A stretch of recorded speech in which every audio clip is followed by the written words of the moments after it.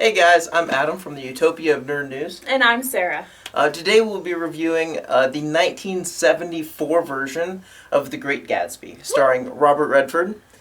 The story, I think everybody should really know, whether it's because of the new movie, reading the book. There's so many media outlets, I don't think we'll need to go into that. But as far as the acting goes in this, and the characters, which were your favorites in this? Well, my favorites, of course, would be Mia Farrow. She does a great job doing Daisy. She is very over the top, very giggly, very free-spirited, and that's great because that's what Daisy is in the books. I mean, she's trying to be, that over the top, I'm gonna smile all the time, because she's trying to hide, her actual feelings of, she's actually, not happy with her life. But I also think that Robert Redford does a great job as Gatsby. I mean, he just does so well in the role. I just loved it. And I also think that Bruce Dern does a very good job at playing Tom, and it really shows. For me, I agreed with Mia Farrow being a good lead female.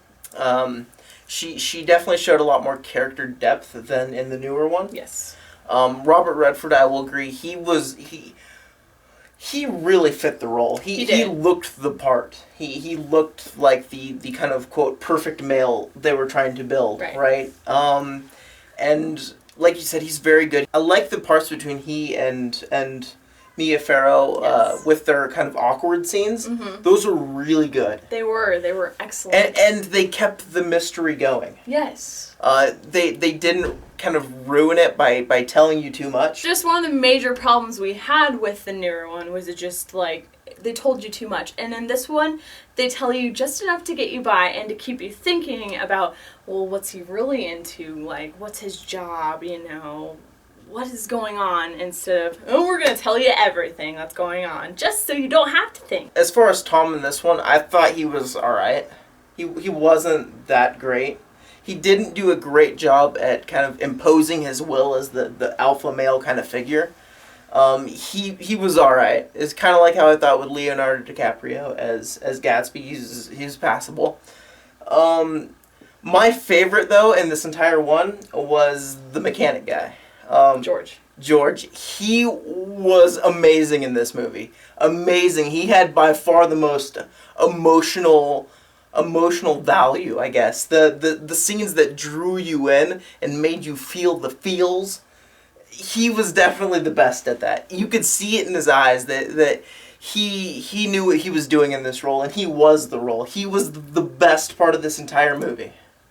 Well, I wouldn't agree with you on there, but I do agree that he did an amazing job. And in this film, they bring more of George and Myrtle in, as opposed to the newer one, where they don't really tell you what's going on.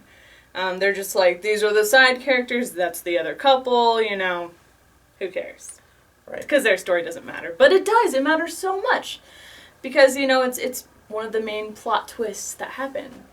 Right. And I'll also say I wasn't a huge fan of the Myrtle in this one.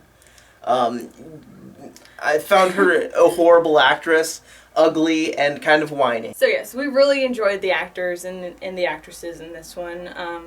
But, obviously he liked the Tom in the newer one better, but he was way better. Let's just say it. He was a lot better. But going on to the directing and the writing of this, how did you feel about it?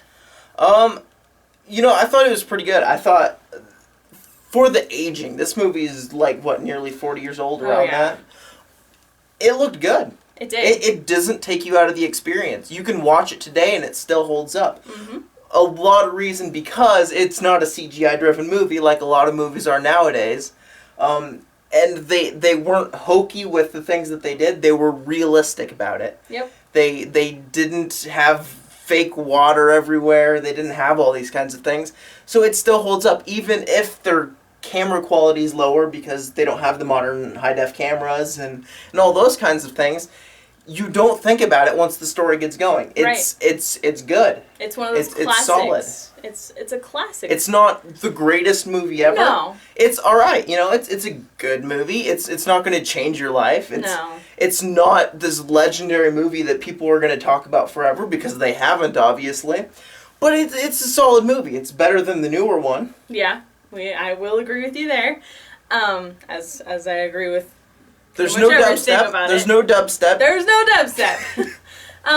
But yeah, I really agree, because, you know, for that time period, like you're saying, you know, they didn't use any hokey stuff like, oh, we're going to CGI the house or the water or the cars. You know, they couldn't.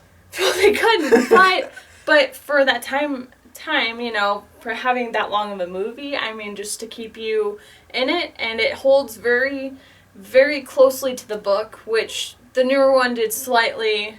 I mean, it followed the storyline, but there was just some things that just weren't there. But yes, I just really enjoyed it because it stuck with it, and of course, you know, it's not going to be as fantastic as newer day movies, but it holds its own. I mean, it holds its own.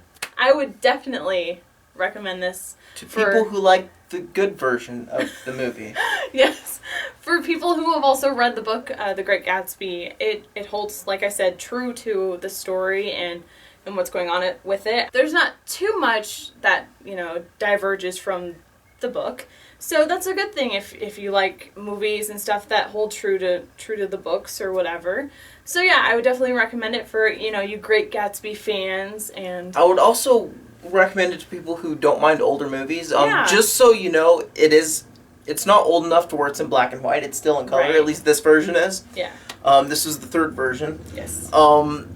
It's still in color. So if you're somebody who has to have color, it's still there. Don't worry.